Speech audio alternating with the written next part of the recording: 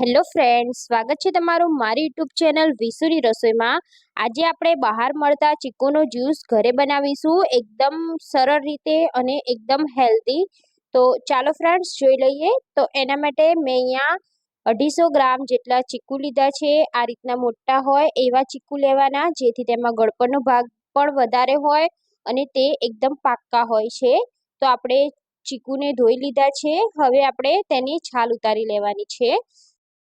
તો હું અહીંયા ટોટલ 2 ગ્લાસ જેટલો ચીકુનો જ્યુસ બનાવું છું, એટલે મેં અહીંયા 3 ચીકુ લીધા છે, એ પણ મોટી સાઈઝના। જો તમારે વધારે ક્વોન્ટિટીમાં બનાવવાના હોય તો તમે ચીકુની ક્વોન્ટિટી થોડી વધારી રાખી શકો છો। જે પ્રમાણે ચીકુ હોય એ પ્રમાણે આપણે દૂધ લેવાનું છે, એ હું તમને આગળ વિડીયોમાં જણાવીશ। તો આપણે એવી જ રીતે બધા ચીકુની છાલ ઉતારી તેના ટુકડા કરી લેવાના છે।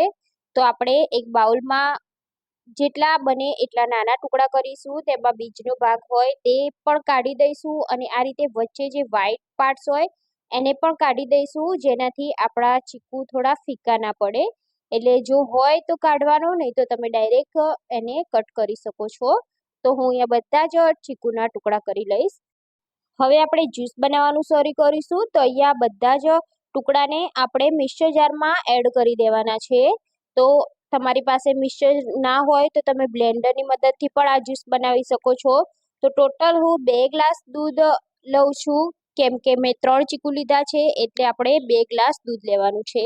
એમાં આપણે 1/4 કપ જેટલી ખાંડ એડ કરીશું। જો ચીકુ ગળ્યા હોય તો ખાંડને સ્કીપ કરી શકો છો, પણ દૂધનું આપણે ખાંડ એડ કરવાની। હવે મિક્સર જારને એકદમ સરસ એવું આપણે પીસી લેવાનું છે। તો આપણે એકદમ સ્મૂથ પેસ્ટ કરવાની છે, એટલે મિક્સરને એકદમ સરસ રીતે ફેવરી લેવાનું છે। અહીંયા તમે જોઈ શકો છો, મેં એકદમ મિક્સરને સરસ ફેવરી અને ચીકુને ગ્રાઇન્ડ કરી લીધા છે। આ પ્રોસેસ તમે બ્લેન્ડરની મદદથી પણ કરી શકો છો। આ રીતનો ચીકુનો જ્યુસ એકદમ થીક હોવો જોઈએ। તમે જોઈ શકો છો કેટલો થીક છે, જોતાં જ પીવાનું મન થઈ જાય એવો આપણો આ ચીકુનો જ્યુસ બને છે। આમાં તમે ઇલાયચી પાવડર એડ કરી શકો છો, ડ્રાયફ્રૂટ્સ પણ એડ કરી શકો છો, જેવું તમારા ઘરમાં ખવાતું હોય એ પ્રમાણે એડ કરી શકો છો। ઉપરથી ગાર્નિશિંગ માટે આપણે થોડા ચીકુના ટુકડા એડ કરી દઈશું અને સર્વ કરીશું। તો બાળકોને આવો હેલ્ધી ઘરે જ બનાવેલો ચીકુનો જ્યુસ આપો, એકદમ સરસ ટેસ્ટી બને છે। તો તમે પણ આ ગરમીમાં આ જ્યુસ એકવાર બનાવી લો। આ જ્યુસને ફ્રીજમાં મૂકી અને પછી ઠંડો ઠંડો પીવામાં આવે તો પીવાની મજા જ કંઈક અલગ છે। તો તમે પણ ટ્રાય કરો, અને તો તમને મારી રેસીપી ગમી હોય તો મને કમેન્ટ કરી જણાવજો। ફરી મળીશું ફ્રેન્ડ્સ।